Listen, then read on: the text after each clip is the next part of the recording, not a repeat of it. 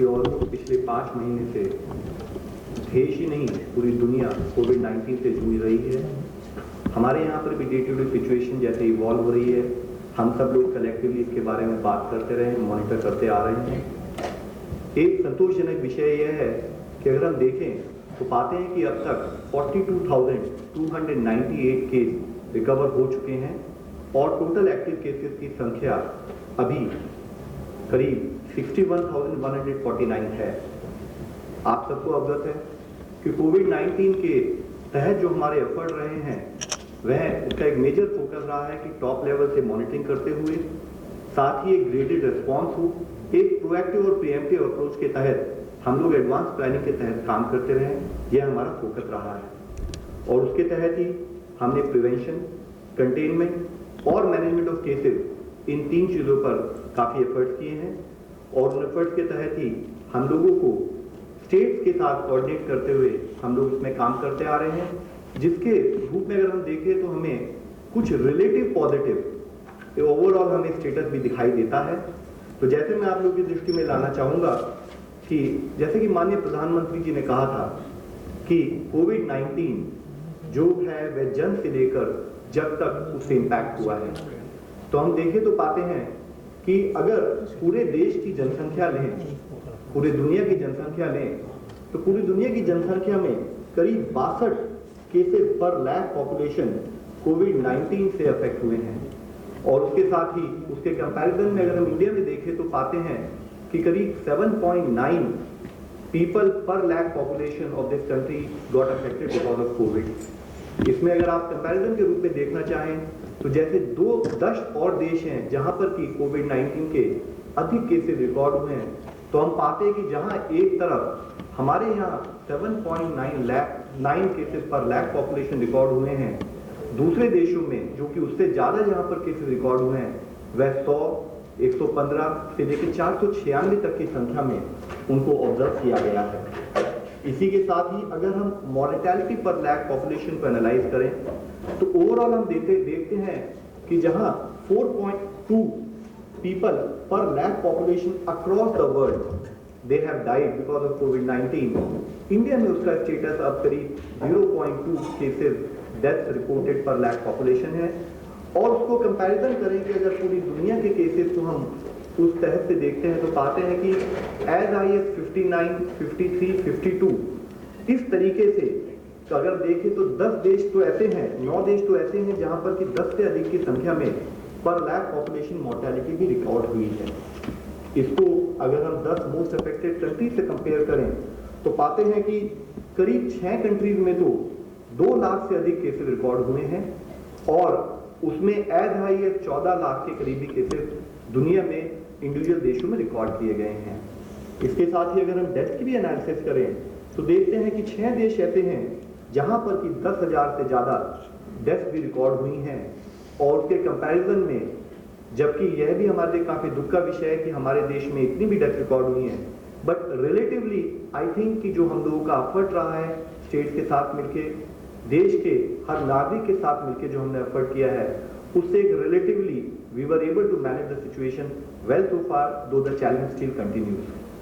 इसमें हम लोगों ने एक और तरीके से इसको एनालाइज किया, देखा तो पाया कि अगर हम 15 मोस्ट इम्पैक्टेड देश ने दुनिया के, तो उनकी करीब पॉपुलेशन 142 करोड़ के करीब होती है और हमारे देश की पॉपुलेशन 137 करोड़ अगर हम मानकर चलें तो हम देखते हैं कि करीब अगर 36 लाख केसेस पूरी दुनिया में इन 15 देशों में रिकॉर्ड हुए तो उसके कंपैरिजन में 1 लाख के करीब केसेस हमारे देश में रिकॉर्ड हुए और उसी तरीके से अगर 2.7 लाख के करीब वहाँ डेथ रिपोर्ट हुई हैं तो हमारे यहाँ 3,300 के करीब डेथ हमारे देश में रिपोर्ट हुई हैं। इसको अगर एक और दूसरे वे में हम एनालाइज करना चाहें तो हम देखते हैं कि भारत की जनसंख्या इन 15 देशों के करीब बराबर जनसंख्या होते हुए भी हमने देखा कि अगर हमारी सिमिलर जनसंख्या है तो इन 15 देशों में भारत के मुकाबले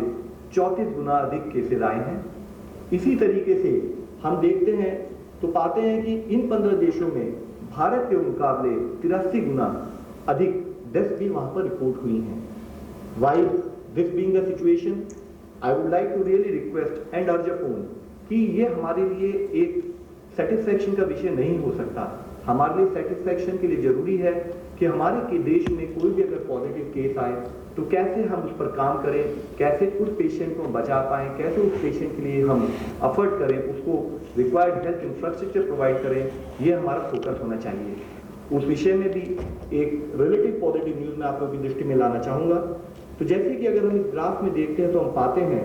कि जब हमने लॉकडाउन स्टार्ट किया था तो हमारे यहाँ पर रिकवरी रेट अराउंड 7.1% था। एफर्ट करते रहे, फोकस रहा कि हम कोशिश करें कि हम अर्ली केस आइडेंटिफिकेशन करें, उसके साथ ही जो हमारा क्लिनिकल मैनेजमेंट है, जो भी पॉजिटिव केस है उस पर हम एफर्ट करें। तो उसके तहत हमने देखा कि यह रिकवरी रेट बढ़ते हुए सेकेंड लॉकडाउन जब हमारा शुरू हुआ तो 11.42% के करीब था, धीरे धीरे बढ़ते हुए वह 26.59% हुआ और आज हम पाते हैं कि अराउंड 39.62%, यानी कि अप्रोक्सीमेटली 40% लोग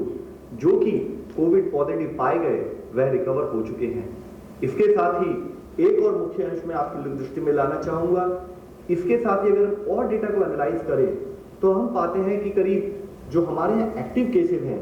करीब 61,000 केसेस, उसमें से भी केवल ऑक्सीजन सपोर्ट 2.94% केसेस को उसकी जरूरत है, वो ऑक्सीजन सपोर्टेड बेड्स में अपना ट्रीटमेंट ले रहे हैं। करीब 3% केसेस आईसीयू रिलेटेड सपोर्ट है और उसके साथ ही करीब 0.45% केसेस वेंटिलेटर पे हैं। यह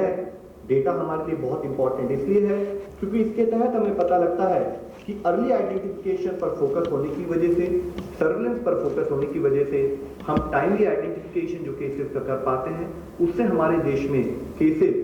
सीरियस केसेस में ना कन्वर्ट होते हुए हम रिलेटिवली अराउंड 6.39% ही ऐसी सिचुएशन पाते हैं कि जिसमें केसेस रिलेटिवली उनको एक हॉस्पिटल मैनेजमेंट की जरूरत है।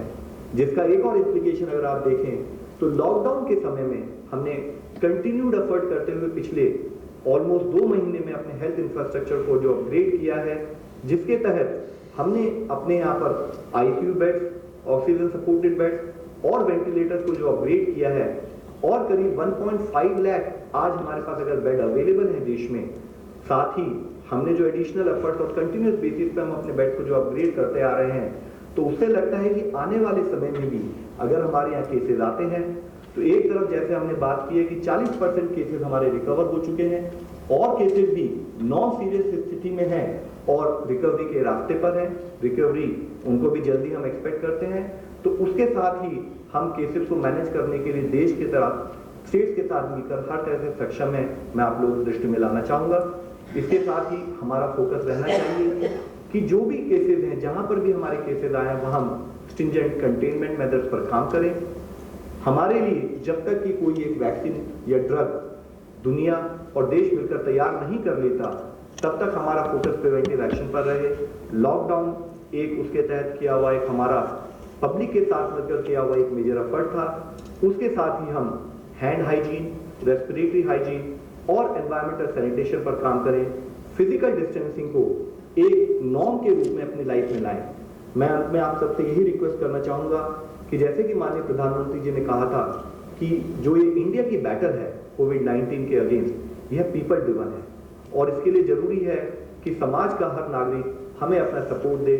अपने आप को सुरक्षित रखे, अपने साथ को सुरक्षित रखते हुए अपनी फैमिली को सुरक्षित रखे और समाज में अपना योगदान दे ताकि कलेक्टिवली मिलकर हम इस बैटल को लड़ सकें। धन्यवाद।